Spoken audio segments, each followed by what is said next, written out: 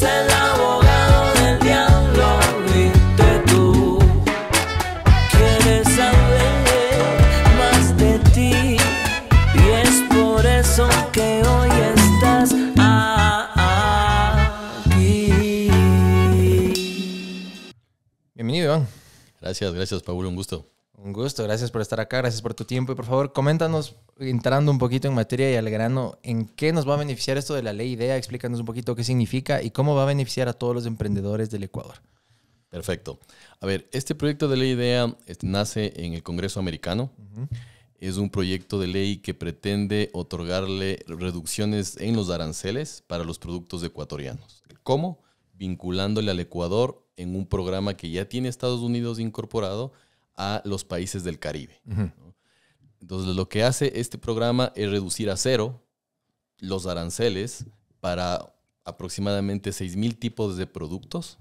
Y dentro de esos hay los principales productos ecuatorianos, que para que tengas una idea son aproximadamente lo que exportamos actualmente hacia Estados Unidos, son entre 1,200 a 1,300 productos.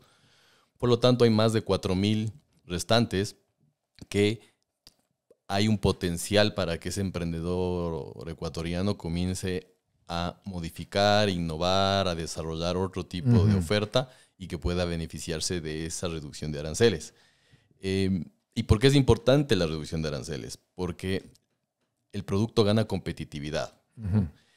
Actualmente, una rosa que se produce en el Ecuador y se va hacia Estados Unidos tiene que pagar casi 7% de arancel, mientras que la rosa que se produce en Colombia y va hacia Estados Unidos paga 0. Y entonces se vuelve menos competitiva ya de entrada, de cajón. Exactamente. Ya somos en la rosa 7% menos competitivos estando aquí mismo en el Ecuador. Y lo mismo para una serie de productos. Te puedo mencionar brócoli, que pagan casi 15% de arancel. El atún ecuatoriano está pagando entre 12,5 a 35% de arancel, mientras que los mismos productos similares de la región y de Centroamérica, de México, no pagan arancel. Justamente eso te iba a decir, porque con el tema del atún, por ejemplo, que es algo que como ecuatoriano, yo vivo en Los Ángeles, entonces siempre me da ganas de un atuncito, sea Isabel, Real, ponle la marca que sea, no importa, que sea de la costa ecuatoriana, soy feliz.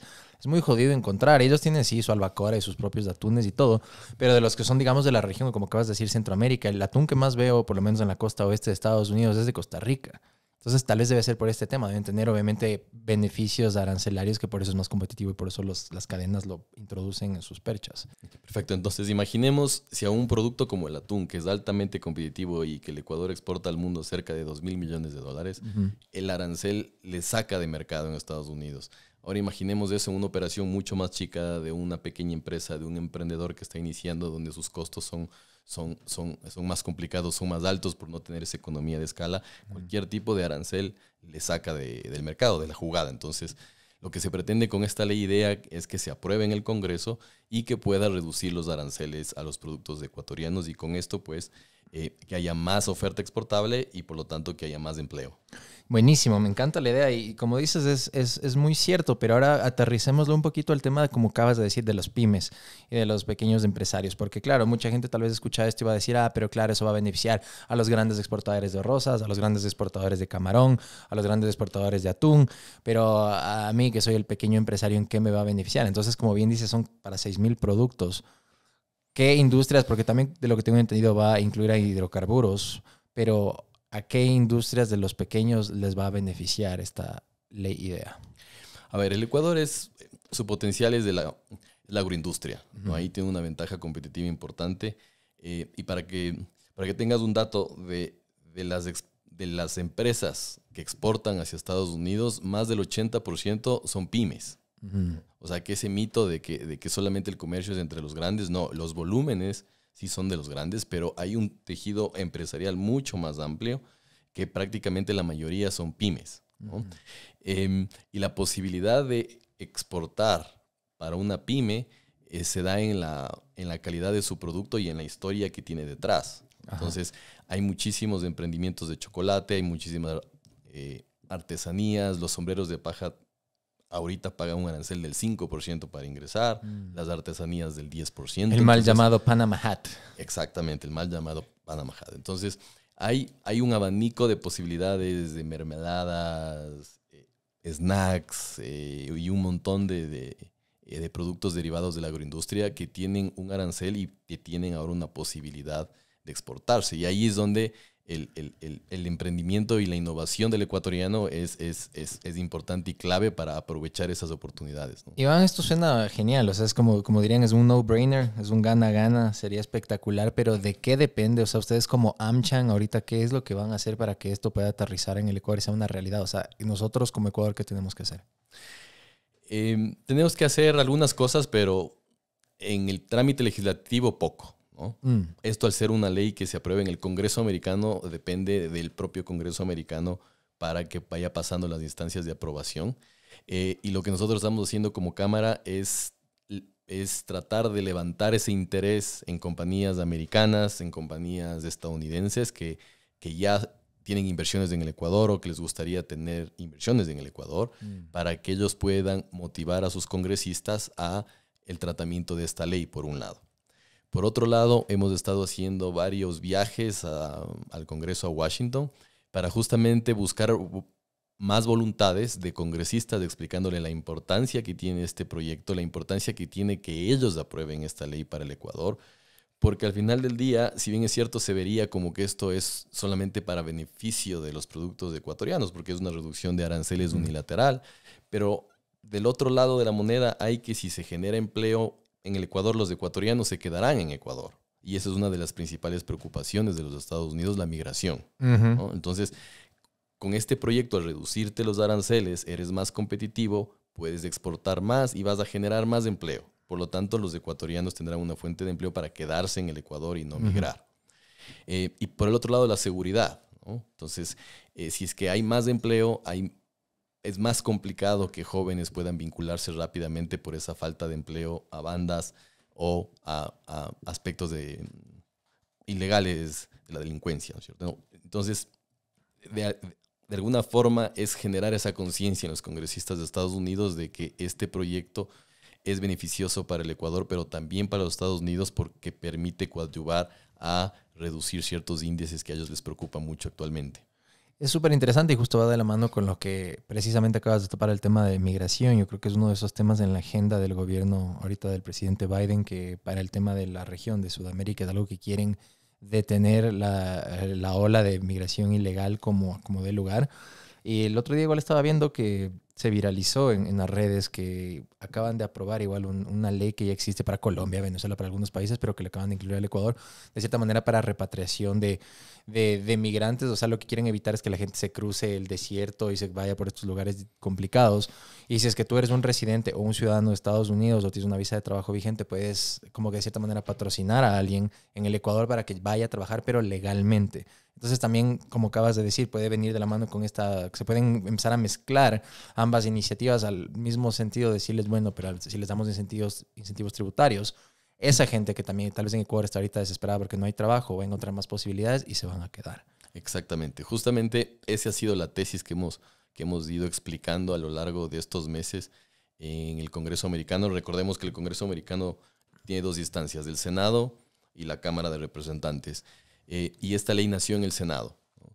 Y al ser de aspectos en aranceles, o sea, de tributos, se tiene que discutir también en la Cámara de Representantes, en un comité especializado en la materia. Y ahí es donde ahorita está el foco de la atención y de la gestión de AmCham, y en conjunto con el sector privado ecuatoriano y el sector privado americano, digamos, ¿no? Para lograr que siga avanzando este proyecto a lo largo de los meses. Y de cierta manera la canciller Baki ha tenido conocimiento de esto y está también moviendo sus contactos para poder beneficiar con esta ley, ¿o es algo que es muy aparte de lo que hace la Cancillería? No, sin lugar a dudas, la embajadora... es embajadora, ¿no? Sí, es embajadora del Ecuador en Estados Unidos, ha jugado un rol importantísimo y juega un rol importantísimo. Ella es la persona que abre las puertas. Y de ambos lados, demócratas, republicanos, tiene amigos en las dos orillas. Es increíble el poder del networking que ya tienes. Sí, es fabulosa, digamos, ¿no? Entonces, desde ese punto de vista, ella nos sirve mucho para abrir esas puertas y tocar nuevas puertas, abrirlas y comenzar a transmitir ese mensaje. Obviamente, quisiéramos que la coyuntura política ecuatoriana haya jugado de mejor manera y no estar abocados en esta elección anticipada que tuvimos, en esa incertidumbre, porque eso de alguna forma hizo que el proceso también en Washington sea un poco más lento, ¿no es cierto? Mm. Porque los congresistas analizan un poco más a ver a quién estoy apoyando y a quién voy a apoyar a futuro con esto, quién se beneficiará. Entonces, un poco también eso no ha jugado dentro de el plazo que teníamos nosotros pensado de las etapas que iban a ir pasando. Se ha demorado un poco por esa coyuntura política. Y, a su vez, en el Congreso americano, porque el Congreso americano no es lejano a la política y no es lejano a los congresos del mundo, hay coyunturas políticas especiales que también desvían la atención, ¿no es cierto? Claro. De que no se estén fijando ahora Sí. en el continente, sino más bien que sus ojos estén... Medio Oriente ahorita. Exactamente, Sí. ahorita el conflicto en Israel, el paquete de ayuda a Israel y a Y Ucrania. antes de Ucrania, exacto, justo. Y por el otro lado, hace 3 semanas más o menos destituyeron al presidente del Congreso americano y ahorita están por elegir otro, ¿no? Y eso también desvía la atención a primero elegir a un presidente para seguir continuando con la agenda, y esa agenda desviada a esos temas de Medio Oriente y de guerra, pues también hace que los focos de atención del Congreso sean diferentes. Así es, claro, como dicen igual, they have bigger fish to fry, entonces se ponen a pensar en como que no, prioridades ahorita tenemos. Y también no hay que olvidar que para también la gente que nos está viendo y escuchando, el próximo año también son elecciones en los Estados Unidos. Entonces también hay muchas cosas que ya no les gusta hasta cierta manera comprometerse porque ya lleva un año complicado electoral. Entonces es justo ahorita tocó, como bien dices, un tema de una coyuntura política y algo más a nivel global que también obviamente esto va a retrasar. Pero aterrizándolo al Ecuador, lo que estabas comentando, de cierta manera, no para entrar en política ni nada de eso, sino que solo escuchando las declaraciones que dio el embajador de los Estados Unidos en Ecuador después de la victoria de Daniel Noboa, es de cierta manera un termómetro que te da a entender que, bueno, para el gobierno de Estados Unidos le es positivo la victoria de Noboa. Entonces, ahorita en este sentido, con esta ley, lo van a ver de buena manera, asumiría, y van a continuar como lo que ya habían trabajado antes de las elecciones. Es correcto, es correcto. Eso es lo que le va a permitir seguir con oxígeno a este proyecto en Estados Unidos. Sin lugar a dudas, el candidato electo ahora, Daniel, que será el presidente, él ha sido muy, muy vocal en el sentido de mantener la agenda con Estados Unidos que ha tenido el anterior gobierno, incrementar la cooperación en los ámbitos más necesarios y prioritarios como la seguridad. Y desde ese punto de vista, todas las iniciativas y la agenda de programas con Estados Unidos va a tener una continuidad, y esperamos que se profundicen más para que den resultados, digamos, en el corto plazo. Siempre hemos sido, desde la Cámara, un poco críticos en el sentido que la relación política de estos últimos 2 gobiernos con Estados Unidos ha sido muy alta, la relación diplomática de cooperación ha sido muy alta, pero la relación comercial no ha estado a ese nivel, ¿no?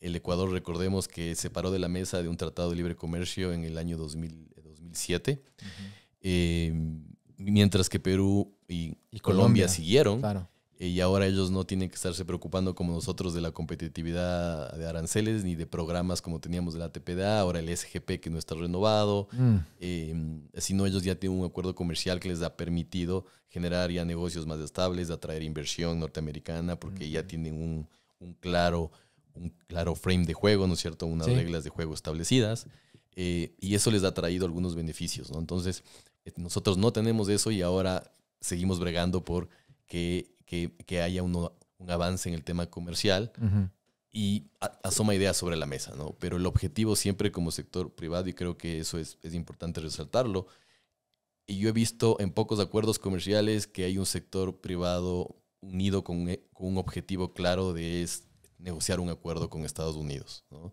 El acuerdo con China es controversial, hay un sector privado que dice, bueno, estoy de acuerdo mientras a mí no me incluyas dentro de ese acuerdo. Hay una industria nacional que dice, bueno, si vas a suscribir con ese país, a mí no me incluyas dentro de esas preferencias arancelarias o de ese acuerdo comercial. Pero en cambio con Estados Unidos hay una unión del sector privado en lo positivo que puede ser suscribir un acuerdo comercial con los Estados Unidos y comenzar a ampliar ese comercio, ampliar esos negocios y obviamente las inversiones que gran falta le hacen al país, ¿no? Justamente, topaste el tema del Tratado de Libre Comercio, el TLC, que ha sido desde que yo estaba en la universidad, justamente 2006, 2007. O sea, era esa eterna cosa que siempre esperábamos que pase. y siempre se quedó en el limbo. Y llegaba el nuevo gobierno de turno y decíamos, bueno, después del correísmo, con que bueno, ahora sí, vamos a ver. Y nunca pasa, y nunca pasa, y nunca pasa. Entonces, cuando escuché la primera vez sobre esta ley IDEA, de cierta manera es darnos algunos de los beneficios que tendría una especie de tratado de libre comercio, pero de una manera unilateral, porque claro, todavía el Ecuador no está comprometiéndose a nada. Entonces, solo nosotros los Estados Unidos les recibimos sin aranceles. Entonces, y como dices, depende solo de la voluntad política de ellos, gracias a Dios, porque si no aquí nunca se ponen de acuerdo para nada, ni para comprar chalecos antibalas.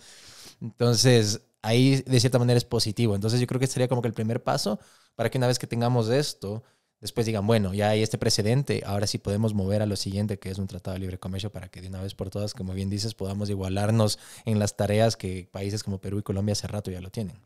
Exactamente, justo como lo has descrito es lo que es, digamos, para nosotros desde este mecanismo de puente hacia llegar a un acuerdo comercial mucho más amplio, ¿no? ¿Y por qué? Porque obviamente es importante que el Ecuador exporte, pero también que reciba inversiones, ¿no? Así es. Estamos hablando que Perú y Colombia reciben inversiones por entre 7 o 8% de su PIB. El Ecuador no llega ni a 1% del PIB. Y eso da mucho porque no tiene ese marco de juego establecido claro para que el inversionista venga y ponga. La seguridad jurídica aquí, claro, no es la más atractiva para un inversor. Exactamente. Y creo que ese es uno de los principales objetivos que el Ecuador debe buscar, es establecer esos marcos jurídicos para convertirse en un polo de atracción de inversiones, porque si no estamos en desventaja. Si un empresario americano dice, ¿dónde pongo mi plata? ¿Pongo en Colombia, pongo en Ecuador o pongo en Perú?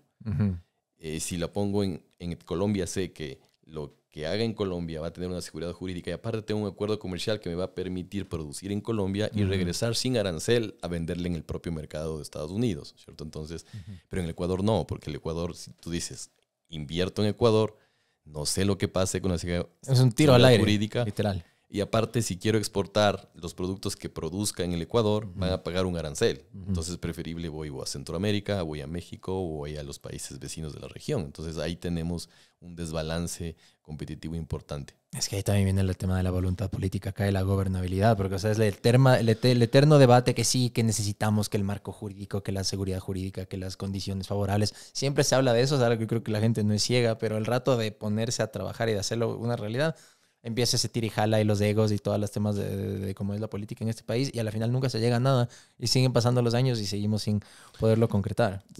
Sí, hay muchos mitos, hubo muchos mitos alrededor de los acuerdos comerciales, pero cuando se suscribió el acuerdo comercial con la Unión Europea, eso sí ha ayudado mucho a desvirtuar esos mitos que había, ¿no es cierto? Al principio era si firmas un acuerdo de libre comercio o acuerdo comercial o acuerdo para el desarrollo, como le llames, a la final es una reducción de aranceles de ambos lados y en el ámbito no solamente de bienes, sino servicios también e inversiones. Lo que se decía era que si tú suscribías un acuerdo como este, la industria nacional puede echarse a perder y vamos a perder empleos. Se suscribió la Unión Europea en el 2017 y hasta la fecha no hay una sola empresa cerrada. Más bien ha habido empresas que se han creado para exportar y aprovechar el mercado europeo. Y eso ha servido para construir una oferta exportable que con ese estándar europeo puede fácilmente pasar hacia Estados Unidos, que también tiene un estándar similar, ¿no? Entonces, hay muchos mitos alrededor de eso. Políticos va a haber siempre, pero creo que el tener la información adecuada y el generar espacios de diálogo, de información seria, creo que valen la pena para seguir rompiendo esos mitos. Yo recordaba que un asambleísta, que no voy a decir el nombre, pero decía que si firmamos un acuerdo comercial con Estados Unidos se van a llevar el agua, ¿no? Entonces, son cosas absurdas, pero que repetidas muchas veces comienzan a crearse esos mitos y la gente cuando escucha un acuerdo comercial y peor si le ponen la bandera de Estados Unidos, ya causa ciertas pasiones adicionales que no son buenas para construir, ¿cierto? Como lo que vimos recién con el tema de las Islas Galápagos, que se negoció una especie de que condonen cierto porcentaje de la deuda extranjera que tenemos a cambio de no topar las Islas Galápagos y conservar el medio ambiente. Se lo cambió de contexto y dijeron, acaban de firmar y regalar las Islas Galápagos a los Estados Unidos, cuando no, o sea, no hay cómo. Exactamente, constitucionalmente no puedes, ¿no? O que ya lo negociaste a cambio de poner una base militar, cuando constitucionalmente no lo puedes hacer, ¿no? Creo que si se consulta a los ecuatorianos, la mayoría diría, oye, en esta situación desesperada que estamos de seguridad, sería bueno que se pasen por aquí algunos aviones, ¿no? Pero constitucionalmente no es posible. Entonces, hay ciertas historias o mitos que se crean justamente para perjudicar esa relación. Y con los Estados Unidos, al ser nuestro principal socio, es el país que más remesas de inmigrantes nos envía. Es el país que más del 40% de turistas envía al Ecuador. O sea, del 100%, 40% son estadounidenses. 4 de cada 10 que llegan acá son gringos. Exactamente. Wow. ¿No? Las exportaciones del Ecuador, aparte de la Unión Europea, son las más diversificadas que hay de productos de exportación hacia el mundo. O sea, yo tengo una oferta súper limitada con China, 5 productos, ¿no? Y a Estados Unidos tienes más de 1.200, 1.300 tipos, y de esos tipos se derivan todavía muchísimos más. O sea, porque internacionalmente una barra de chocolate entra por una partida, pero esa barra de chocolate puede ser con ají, con hierba luisa, presentada de diferentes formas, y ya se convierte en diferentes tipos de productos de diferentes empresas, ¿no? Como habíamos hablado, la vinculación de pymes al comercio con Estados Unidos es una de las más amplias del Ecuador. Con ningún socio del mundo tienes una vinculación de más pymes a ese comercio internacional. Entonces, hay muchas razones del por qué tendríamos y se haría coherente y necesario tener un acuerdo con Estados Unidos para estrechar esa cooperación y ese mercado, ¿no? El mercado de Estados Unidos es inmenso, tú lo conoces.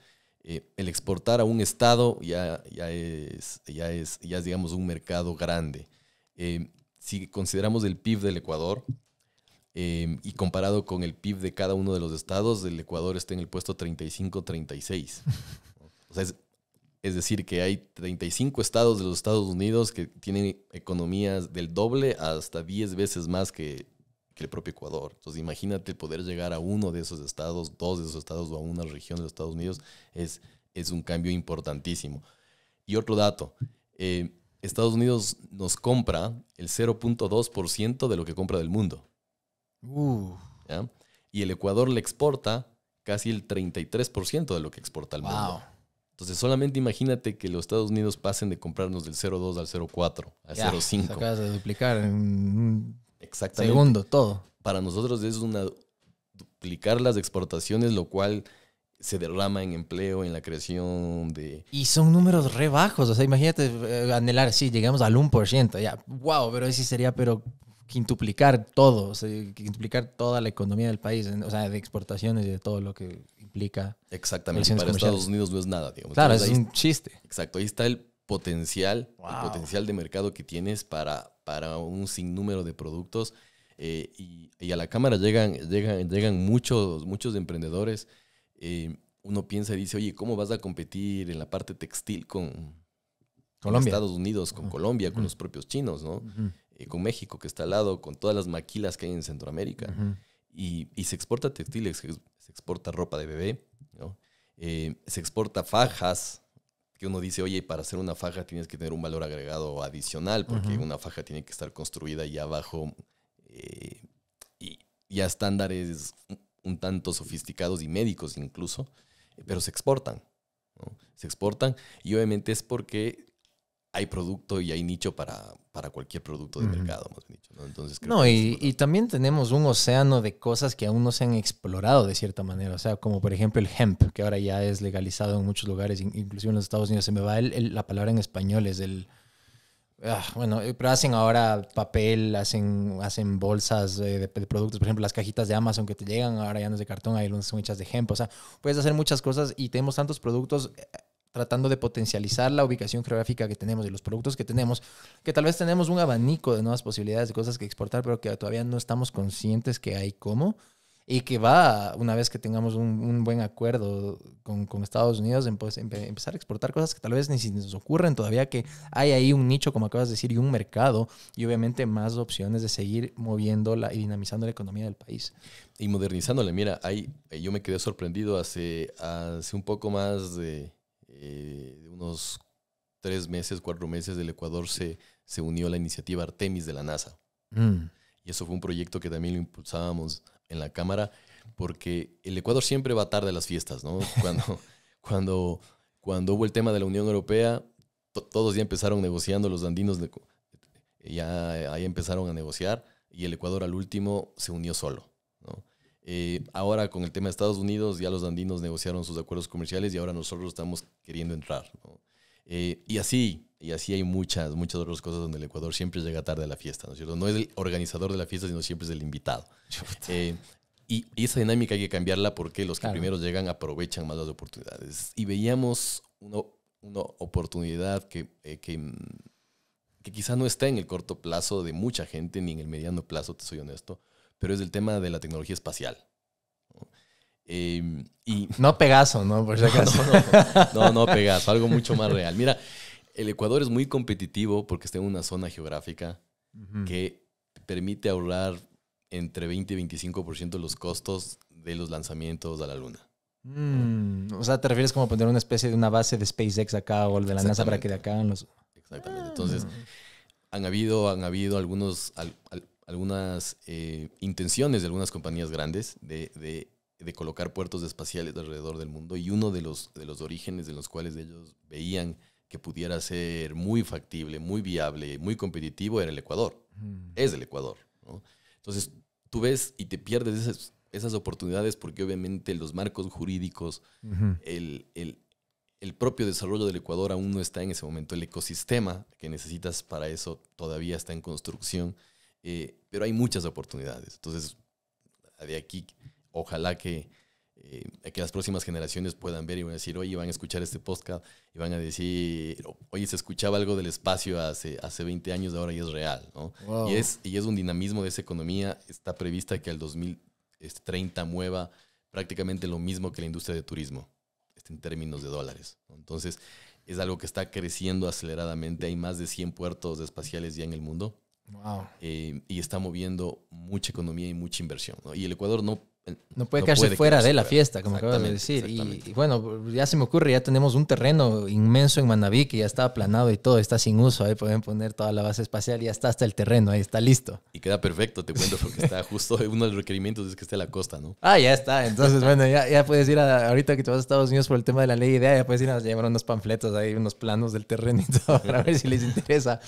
No, y esos datos que diste están buenísimos, porque, por ejemplo, o sea, lo que acabas de decir, que el PIB del Ecuador estaría como que entre los 37, o sea, en el ranking 38 de entre los 50 estados que hay en Estados Unidos. No es un dato menor, y yo solo tenía ese dato vago que por lo de California, porque vivo ahí, que si es que California hubiera sido, si fuera un país independizado, sería la cuarta o quinta economía del mundo en total. Entonces eso ya aterrizarlo a que, bueno, si estamos entre 50 estados de los Estados Unidos, obviamente tienes grandes potencias económicas como Florida, New York, California, Texas ahora y todo eso, pero también hay otros 46 estados en los cuales el Ecuador sí puede también entrar ahí a pegar duro y a competir. Pero Iván, ahora ya como un poquito para ir concluyendo todo esto y aterrizándolo, ¿ustedes qué es lo que tienen que hacer para que esto ya... Dijiste que depende de la voluntad política de Washington y de la Cámara y del Senado y todo esto. Pero ¿cuándo tú verías así ya a niveles pragmáticos, siendo completamente optimistas, que se nos alinean las estrellas, cuándo podríamos tener esto ya aquí en el Ecuador como una realidad?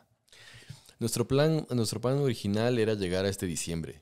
Wow. Ese era nuestro plan original porque hay un mecanismo que funciona mucho en Estados Unidos y es como ellos legislan en el Congreso, y es que hay muchas leyes que se juntan y pasan como si fuera una ley ómnibus, ¿no? Que tiene varios capítulos, ¿no? Entonces, la idea que teníamos era que esto se junte a una ley mucho más importante, porque el que se trate por su peso solito, esto de Ecuador capaz que ni en 100 años se trata, ¿no es cierto? O sea, el Ecuador está en el centro del mundo, pero no es el centro del mundo. Entonces, es necesario que se vincule a una ley mucho más grande, mucho más de mayor importancia para el Congreso americano, y esas leyes generalmente son las de presupuesto, las de seguridad nacional, que son las que siempre anualmente tienen que aprobarse.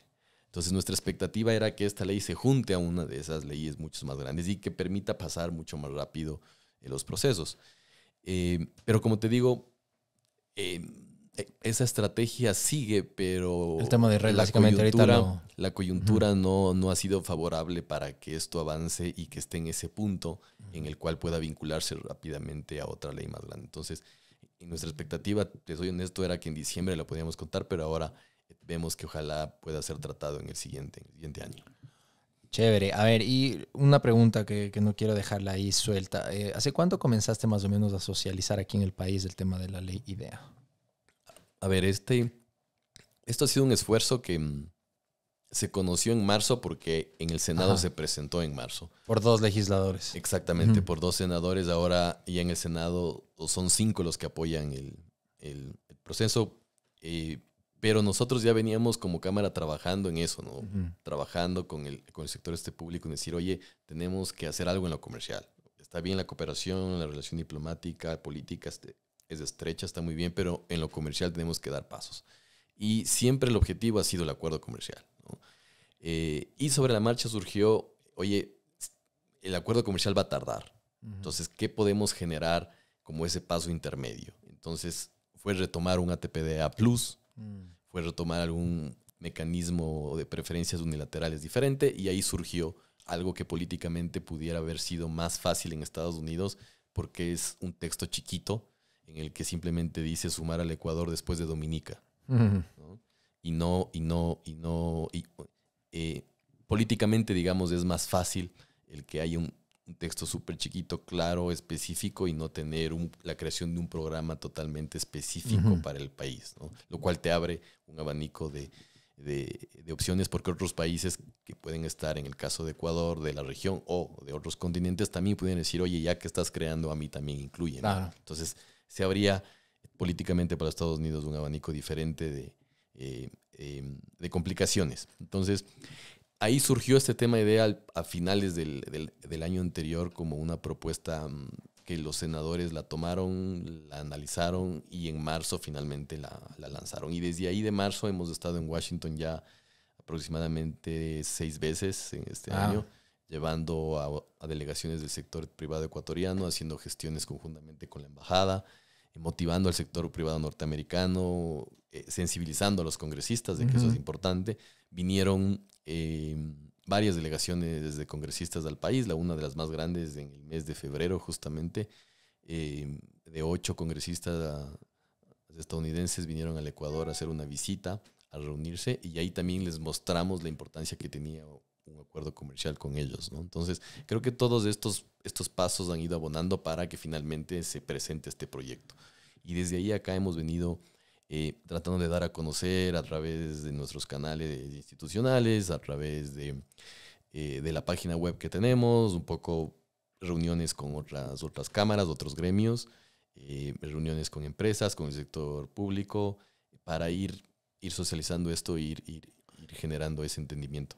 Y para la gente que te está viendo y escuchando, Iván, dentro de ese proceso de socialización que han llevado desde marzo de este año, o sea, en los últimos 180 días más o menos, los últimos 6 meses, los empresarios, la empresa, las otras cámaras con las que han tenido contacto, ¿cuáles son más o menos de esas preguntas que más te han hecho los FAQs para que de cierta manera les puedas compartir a la gente que esté viendo y escuchando esto? Porque tal vez pueden tener ese mismo tipo de preguntas y que de una vez les puedas ir aclarando ciertas incógnitas que puedan tener sobre esta ley. Perfecto. A ver, lo primero, una que tú me hiciste es en qué tiempo, ¿no? Entonces, esa ya está clara. Lo segundo es si es que mi producto está incluido dentro de esa reducción de aranceles, o si lo que tengo en mente que quiero hacer o para lo que soy bueno y quiero hacer está incluido dentro de eso. Entonces, por ejemplo, ahí, perdón que te interrumpa, ahí si es que puedes poner un paréntesis, entonces la gente que está tal vez pensando en mi producto, ¿será que califica? Tal vez lo puedes hacer un poquito más macro, entonces tal vez industrias, pues si puedes decir un poco de todas las industrias que va a abarcar para que diga, bueno, si estoy ahí incluido, entonces sí me beneficia. Ya. ¿Cuáles serían? De frutas, vegetales, absolutamente todas. De agroindustria, jugos, bebidas, compotas, mermeladas, chocolates, cereales de todas las formas, clases, está incluido. Del tema industrial, prácticamente todo, salvo algunos aspectos textiles, ¿no? Artesanías, básicamente de todos los productos, de todos los derivados, si quieres, de madera. O sea, te vas al mercado artesanal de Otavalo y todo lo que ves ahí, todo eso es exportable. Todo eso es exportable. Como digo, hay algunos textiles que no están incluidos, pero del resto yo te diría que prácticamente todo. O sea, solamente imaginemos que el Ecuador para importar tiene un catálogo de 6,000 subpartidas arancelarias, se le conoce códigos, ¿no? Y esta ley incluye 6,000, digamos, ¿no? Entonces, prácticamente está incluyendo gran parte o la totalidad del universo de productos que pueden haber, ¿no? Buenísimo. Entonces, la posibilidad que estén dentro es bien alta para lo que se produce aquí en el país, es bien alta. ¿Cuáles son las otras? Porque ahí te interrumpí, entonces estabas en el tema de las preguntas que más te hacen. Dijiste que si es que mi producto califica, y ahí tenías otras más que nos ibas a compartir. Sí, si es que mi producto califica o no está, ¿de cuánto es la reducción? La reducción generalmente es de a cero, esa es otra de las preguntas. Dicen, oye, ¿es una reducción total o solo me hacen un descuento de un 20%? O es progresiva, como el ISD, o sea, va bajando, no, de entrada, boom, cero. Exactamente, el Ya. siguiente día es cero a todo, ¿no? Chévere. Entonces, esa es otra de las preguntas. El proceso de aprobación o de qué depende, que eso ya lo explicamos, que básicamente esto se ventila en el Congreso americano. ¿Qué participación tiene el gobierno y la asamblea nuestra? Es otra de las preguntas, pues cero, ninguna. El gobierno sí tiene que dar mensajes claros, mensajes de continuar esa agenda profunda con los Estados Unidos, pero la asamblea del Ecuador no tiene que hacer absolutamente nada. Gracias a Dios, déjame decírtelo. Eso lo voy a decir yo, no tú, pero yo sí lo puedo decir. Es correcto. Entonces, básicamente esas son las principales dudas que hay, ¿no? Pero si hubiera cualquier otra, pues a través de la cámara, de los canales que tenemos allí, los correos están como para que nos hagan las preguntas y para nosotros encantado de responderlas. Chéverísimo, Iván. Justamente eso iba, por favor, en esa cámara, a toda la gente que te está viendo, dónde les pueden encontrar, cómo les pueden seguir, cuáles son esos recursos que tienen para poderlos encontrar y responder todas las incógnitas que tengan. A ver, nos encuentran como AmCham Ecuador. Tenemos redes sociales en LinkedIn, en AmCham SE, en X, en Facebook, en Instagram. Al correo que pueden escribir es businesscenter@ecamcham.com. Allí tenemos un equipo que se especializa en esto y no solamente da asesoría en esto, sino también en cómo exportar hacia Estados Unidos. Y aprovecho porque eso también es la otra pata, ¿no es cierto? Yo te reduzco el arancel, pero ahora ¿cómo hago para exportar? ¿Y eso cómo se hace ahorita? Justo antes, esta es muy buena pregunta que tú solito acabas de saltar esa incógnita acá. ¿Cómo hace un cristiano promedio que digo, bueno, me gustó esta ley, ahora voy a poner una marca, digamos que de mochilas? Ya no sé si mochilas califique por las textiles que dijiste, pero bueno, lo que sea. ¿Y ahora cómo exporto? ¿Qué hago? ¿Qué tengo que hacer? ¿100,000 papeleos o qué? No, o sea, va a tener que hacer un esfuerzo sin lugar a dudas, una inversión sin lugar a dudas, porque tiene que estandarizar y tiene que acoplar su producto al mercado americano. Hay requisitos y normas, como en todos los mercados, ¿no? Y obviamente eso le va a tomar un proceso e inversión en definir su modelo de negocio, la logística, cómo lo va a hacer, qué es mejor, ser solo exportador o ser exportador-importador, tener su razón social en los Estados Unidos. Hay razones sociales y razones sociales, es decir, hay unas que te permiten ahorrarte impuestos, no tributar. Hay otros que te permiten tributar más, con más beneficios. Entonces el LLC, el S-Corp, todas esas cosas que hay que abrirse allá, dices tú. Exactamente. Entonces, va a depender muchísimo del producto y de la operación logística que tú tengas y de los objetivos ya como empresa, negocio que tú tengas. Pero para eso justamente creamos un programa en AmCham que se llama Autopista de Exportación. ¿Y en qué consiste? Simula una autopista porque tiene carriles, ¿no es cierto? Entonces hay una empresa que ya es una empresa, tiene un músculo más o menos, tiene un expertise exportador quizá a Europa, pero nunca ha exportado a Estados Unidos. Ese está en los rápidos, porque le va a costar mucho menos adaptar 3, 4 cositas y va al mercado de Estados Unidos. Y el carril, si quieres, el de la derecha, el último, ¿no es cierto? Es el carril un poquito más lento, y eso es una empresa que no tiene experiencia exportadora a ningún lado, que recién está tratando de consolidar una venta nacional y que obviamente va a tener que incorporar o tener un camino un poquito más largo para poder acoplar su producto, mejorarlo, estandarizarlo, cumplir con los requisitos, sacar los trámites que hay que hacer. Básicamente en el tema agroindustrial el FDA es uno de los principales. Y en la manufactura ya es un poco atender las normas técnicas que básicamente son internacionales, ¿no? Pero ese carril es el que le va a tomar un poquito más de tiempo. Entonces, lo que hace la Cámara es ubicar a las empresas en su carril y darles la asesoría y guía para que puedan cumplir con esos requisitos. Y al final, hacemos una rueda de negocios o participamos en alguna feria internacional para que esa empresa finalmente pueda vender y exportar. Las empresas de acá, o sea, pueden trabajar con AmCham, o sea, de una manera ¿Cómo es lo que quiero decir? O sea, ¿tienes que afiliarte de cierta manera? ¿Existen miembros o es todo externo y solo de una sola vez o tienes que ser miembro de la cámara para poder empezar a tener todos estos beneficios y todas estas cosas? No, el programa de Autopista está abierto a cualquier empresa o emprendedor que desee, que quiera exportar hacia Estados Unidos. Es un programa abierto que lo tenemos. Obviamente hay empresas que sí quieren ser parte de AmCham como socios y obviamente se benefician de otro tipo de cosas.